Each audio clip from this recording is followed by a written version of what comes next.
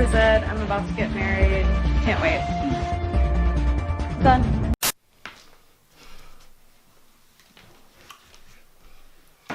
Hey guys, and welcome back to Little Black Book. You know what time it is, you know what time it is. Talk to you guys about Married at First Sight. We'll talk to you guys about Christina and Henry. Are they really going to make it to the end of this marriage? Whew. Find out when we talk about it on our analysis. And those of you who are returnees, make sure you like, share, subscribe. Please click on the bell button for notification of the uploads. For those of you returnees, and you already know, you got the minerals, you got the minerals. Hey, make sure you grab your merchandise as well. Alright, please, let's get into the video. Hey, if you want one of these shade hats as well, please click down the link down below. Use Little Black Book 91 as to get 10% off. You feel me? Alright, let's get into the video. So, talking about obviously about Christina and Henry, I think it was quite interesting watching them two because they're both as awkward as each other. And I think when we see the very opening scenes, when I say awkward, Christina's got obviously an anxiousness that plays on her heart. Now, you saw obviously her anxiousness come through when she was being asked to put up the camera for Cam Diaries, and then you saw her get stressed. I do want you to do one last diary cam. I'm not moving from the spot, so y'all can go over there. Alright, we'll just step out then. Annoyed and say, look, it's the last one. I don't want to go out the room. Right, and she and also, I don't want to move, right? And we saw the same behavior of her anxiousness or anxiety playing up when she's feeling nervous about a situation and I guess out of control, that she begins to shut down, okay? And we saw the same thing in the first episode, or should I say the last episode, when they were doing the hen night and people were in the room, and then she was like, it's not how I'd normally do it. I'd be with my friends, and then she shut down there again, and then went outside, right? So we saw that same behavior again there, okay? And when she shuts down, everybody gets shut out. And so that's interesting, and we're going to come and talk about that, because I think that's going to be very, very interesting when it comes to dealing with Henry. Because we found out from his dad as well, where Henry says, and it's funny because Henry's dad is so different to him. But I guess in the speech, the dad made a point in reference that, you know what, your brother. One young man, he's got good character. His brother is more like myself. He dresses a little shabby, and he's not neat. That man's neat. But it's more like me. But you're a bit more different, I guess more like your mum in a sense of. So we found out from the dad that Henry's a bit more sensitive, and I love it was a bit of a joke and a tongue-in-cheek comment that the dad made. He said, obviously, look, Henry's a bit more of the new man, sensitive and da-da-da, right? And I always wonder, how Henry grew up, because the difference between him and his dad is major, whether that is to do with the fact that he took more of his mum's side or what, we're not sure. But it's interesting to see the contrast in the fact that the dad is very ostentatious, very overt, extroverted, out there, bubbly, joking, da-da-da. And Henry's got a bit of that. I mean, you hear some of the jokes that he wants to make, it's just not as good. So you see him doing it on the altar with his... I will change the light bulbs and I will take out the trash. And I will turn off our favorite shows at night when it looks like you're ready to crash. And I ask that you forgive me for a bad joke. Actual,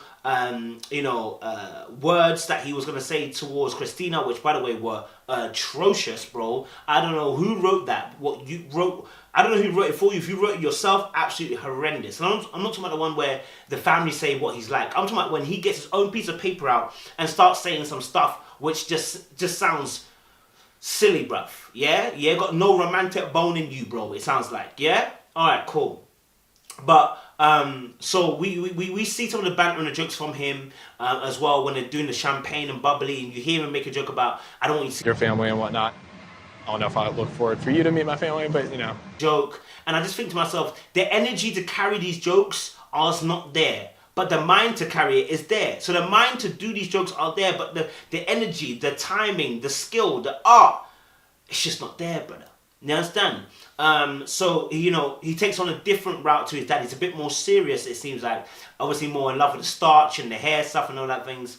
But it's interesting to find out that difference between himself and his father, but the similarities are that there is a joke and a banter in there, but his timing and the way he delivers these things shows that this was never his, it's not his MO. He's not comfortable doing this. You know what I mean? He's not comfortable at all. He's a bit more stiff-necked than that. I think what also was interesting as well, to observe the fact that how Christina's anxiousness will meet up with Henry's sensitivity, right? And so what you see is when Christina comes in, unlike most people do, Henry couldn't even say anything to Christina when she arrived at the pulpit.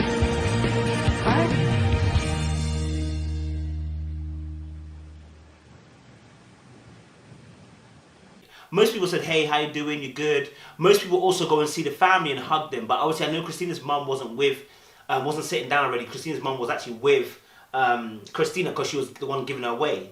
So there was no potentially was no family there for Henry to go and hug and show. So I give him that. But when Christina came, there was no, hey, you look nice, you look beautiful, you look pretty. You know what I'm saying? None of that. The guy was so nervous. And I know that maybe he looks like maybe a person who will need to take time to kind of mold into the role. He doesn't necessarily get off like that straight away. It takes time for him.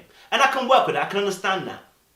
It's just that we have to be, I'm just looking at it and I'm going, how would it play out if this was to continue in the relationship? I'm not saying Christina is the most barbarliest person or the most out there person, but she's certainly a bit more pushy than he is, right?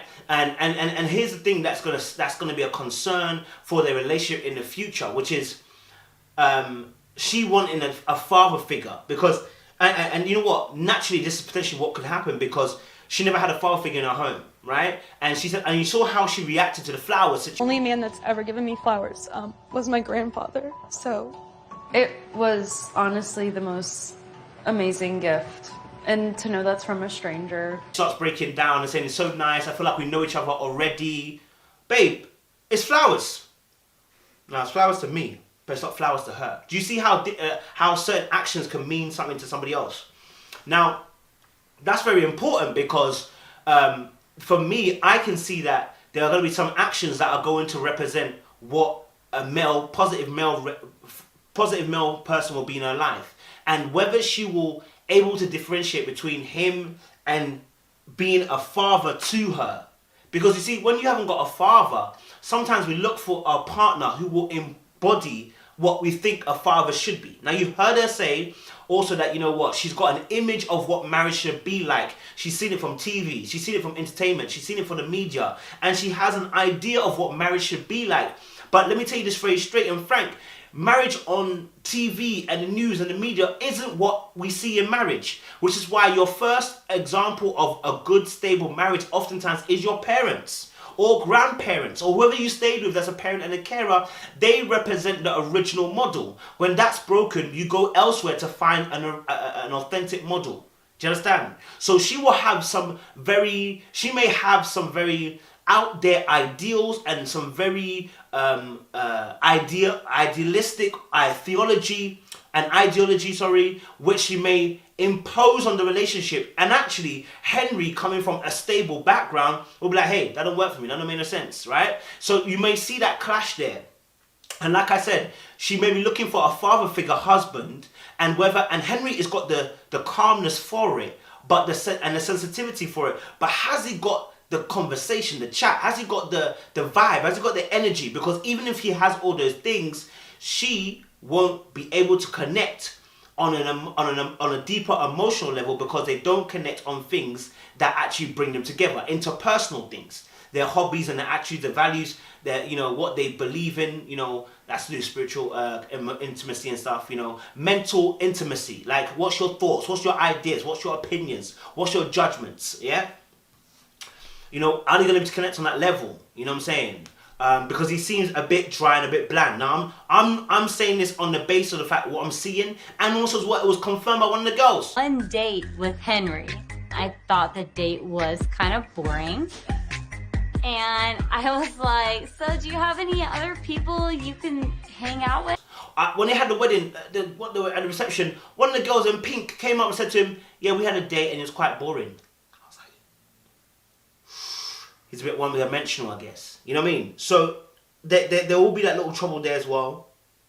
And it's going to be interesting as well to see what kind of reaction Christina will have when the ideology, the perfection of, the perfect image of what a marriage should be like is snapped or is shattered, what would she do? You know, how would she react? Because that's going to be a key component in how they move forward. Because remember, she's coming from an idealistic, he's coming from a realistic. Alright? So I get that as well. What was interesting on the pulpit when they were doing their vows and everything, look at the distance between the two of them. Just so much distance. We're oceans far apart, my guy. We are at a distance. You understand? Like, that really showed me that, you know what, there's an awkwardness between the two of them. There is a shyness there from both parties. You know, because he was far away. You know, they both stood at quite a distance. Even when they kissed, she had to lean in. He didn't go all the way in. She had to lean in. That should let you know that, listen, someone's uncomfortable with proximity at the moment. You understand? Uncomfortable. And this is how uncomfortable he is. Even when they were doing a dance, okay, he couldn't even look in her in the eye. The guy needs to get balls. He needs to get balls. Okay? And begin to maneuver in that. Because at the point when they were dancing, it could have been a great moment for some intimacy to take place, yeah? Could have been a great moment to form a bond, yeah? To build some building blocks, yeah? To build a foundation to build towers upon, yeah? But it never happened because when they were dancing, he kept on going, he kept on looking away. And then, yeah, then we got the honeymoon, whatever. Oh yeah, that's Wait, instead of looking her in the eye, right? And that was a major flag for me, like, hey, not that he doesn't find her attractive, but hey, this guy's going to struggle with intimacy on an emotional level. He's going to struggle with it on a mental level. Because he's not able to grasp the fact that, listen, it's not the dancing that matters the most here. It's our connection. You understand? Look me in my eye. That's the connection we need, babe. That's the focus and intensity. Ladies, tell me if I'm lying. When a man looks you in the eye with an intensity and a glare, an intention in his eye, how does it feel? Safe, loving, comforting. Yeah? Not a guy that's looking left, right, center, looking over the place because he looks shook. He's shook to look in the eye. Come on. You know, so, you know, and even when they got to the pulpit, as they were talking, you can see the awkwardness there when she goes, nice to meet you. And then she replies, yes, nice to meet you too. Now, when he says nice to meet you, he turns away immediately. Doesn't want to look her in the eye. When she says nice to meet you, she's struggling to say it with any bass in her voice, with any conviction in her voice. Why? Because they're both quite shy people, whether they like or not. They're both quite shy individuals. You understand? And therefore, nobody's taking the reins, or so it seems like. And because both of them are very soft-mannered in some shape or form, when he said, obviously, listen, you know what, it's nice meeting you, she also did the exact same thing. She mirrored the energy. And it almost felt like someone was stuck in her throat when she said it, right? But all it was because obviously, you know, they both are shy individual people. That's what it is. Another thing they're going to struggle with is conversation. I think conversation is the gateway to a relationship, okay? Conversation is a relation between two people, right? It is the relation between two people that's spoken in oracles, observations, judgments, ideas, many different things that are incorporated into conversation, but you talk to the individual person. Where they're going to struggle, I believe, is if Christina's not aware that Henry needs time before he enters the scope of a conversation, they're going to really butt heads properly. And the reason why I say that is because at one point, and it's happened twice, so when they were by the bubbly champagne and he was talking about family or whatever he was talking about, she cut across him and said, obviously, you know, I feel the exact same way too, and he waited for her to stop, and he said, yeah, wait for her to stop, and then continued onward again, right? Now, a similar thing happened later on where she asked him a question about where... We're here. That's the bulk of my friends right there. Gordy, Diana, Trishelle. That's Trishelle. That's Oh, I forgot to wear my earrings. Holy crap. friends, you know, I don't really have many friends, And then she cut him off again to say something very trivial. Oh, my earrings, I don't know where my earrings are. Like, and her mum comes across, Mum, do you know, my earrings, I didn't even put my earrings on, So she derailed the conversation and not added anything of any substance. So there's a waste of derailing the conversation because she added no substance, right? And so by doing that, what she could have showed to him was a level of disrespect that he wouldn't like. It's a level of not paying attention that he wouldn't like. A level of ignoring him and not allowing him to have a platform to speak, it may feel like. You know what I'm saying? Because when he started talking, she interrupted and turned it about herself. And then she didn't turn the conversation back to him, which is what you're meant to do. When you take hold of conversation, you put it back on the other person and say, what's your thoughts? What do you think about this? How do you feel? You do that because you're being inclusive in your conversation. She didn't do that. I can see problems already. I can see cracks already that's going to happen. No matter how much she tries to spin it by saying, I think he's a nice guy, and yeah, it looks like we've got chemistry. I don't know what kind of chemistry you lot got, but obviously someone's not showing us the full tape, so we're not seeing all the chemistry you guys have. Do you feel me? And like I said, he failed to pay a compliment, and actually she mentioned it in the bubbly part where she said, obviously, look, are you not going to say, what do you think? Am I attractive? Right? And he nervously said, obviously, yeah, no, I think you're a good-looking girl, and I believe him, he said the truth. But then obviously she went on to say about the fact that when they were doing the kissing stuff and everything, she's like, listen, she's impatient. And I think that's important because that's a bonus. She's impatient, he's too patient. She might help him understand how to be impatient and vice versa. But the need for understanding that she was impatient and she kissed him, and that's not what she wanted. She wanted someone to take control, isn't it? Because she wants, and again, with the father figure, it's about taking control. It's about making the person feel protected. It's about making the person feel safe. It's about making the person feel like they're underneath your covering. That nothing can happen to you because you're under his covering. That's how she wanted him to be like. That's how she wanted him to be like, so it seems, right? And then, obviously as well, mention the fact that the dance situation and dance's physical touch, he didn't struggle, putting his arms around her, anything like that. He just struggled with the intimacy, the mental and the emotional intimacy. And then at the end of the dance, which is really, really concerning, they literally just threw each other off. Like, it was like, blood, okay, we're done now, move. And it's almost like you've become that couple where, they break up and they're only together because, like, business is better with both of you kind of thing, right? And that's where sometimes, that's what I saw when she was like, when they broke up, she's not her fault, it was both of their fault. But when you saw the face of Christina, you can see the disappointment. It's like almost like, yeah, okay, then I'll get off then.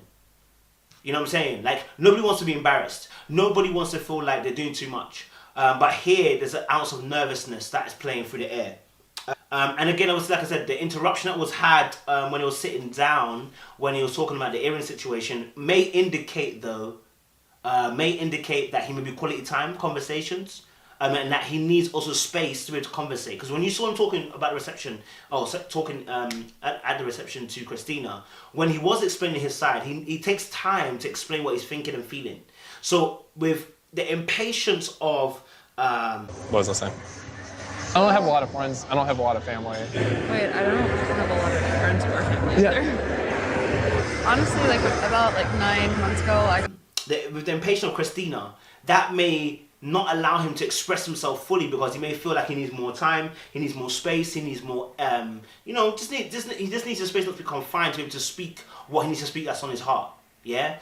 So that was an issue as well. And another thing was like, Henry had so many female friends that came around it. And I think one of the things that's so dangerous about, not the female friends, but the way they behave, is their territorial spirit. I definitely don't think that Henry is desperate because I think that he's good looking.